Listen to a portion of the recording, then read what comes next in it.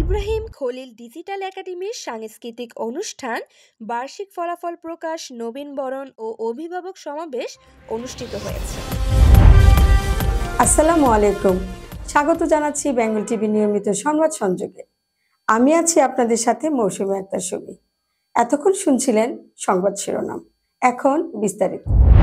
নরসিংদীতে মহান বিজয় দিবস উপলক্ষে সাংস্কৃতিক অনুষ্ঠান, বার্ষিক ফলাফল প্রকাশ, নবীনবরণ ও অভিভাবক সমাবেশ করেছে Ibrahim Khalil digital academy. 19 December বৃহস্পতিবার সকালে নরসিংদী নজরপুর ইউনিয়নের আলীপুর গ্রামে অবস্থিত একাডেমি মাঠে আয়োজিত অনুষ্ঠানে একাডেমির সভাপতি তোফাজ্জল হোসেনের সভাপতিত্বে উপস্থিত ছিলেন বিদ্যা উৎসাহী সদস্য হজরত আলী ও স্বাগত বক্তব্য রাখেন একাডেমির প্রধান শিক্ষক মোহাম্মদ খলিলুর রহমান খান।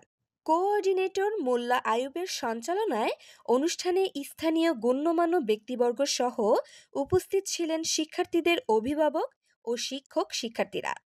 সকালে নবীন শিক্ষার্থীদের ব্যাচ পরিয়ে বরণ করে নেওয়ার পর সাংস্কৃতিক ও বিতর্ক প্রতিযোগিতার আয়োজন করা হয়। এতে অংশ নেয় একাডেমির শিক্ষার্থীরা। পরে অনুষ্ঠান শেষে বার্ষিক পরীক্ষায় ভালো ফলাফল করা কৃতী শিক্ষার্থী ও সাংস্কৃতিক অনুষ্ঠানে বিজয়ীদের মধ্যে পুরস্কার বিতরণ করা হয়। এতক্ষণ আমাদের সাথে থাকার জন্য আপনাদের ধন্যবাদ। এরকম নতুন নতুন খবর পেতে আমাদের বেঙ্গল টিভির ওয়েবসাইটটি ভিজিট করুন ও ফেসবুক পেজটি ফলো দিন, ইউটিউব চ্যানেলটি সাবস্ক্রাইব করে আমাদের বেঙ্গল টিভির অ্যাপসটি ডাউনলোড করে আমাদের পাশেই থাকুন।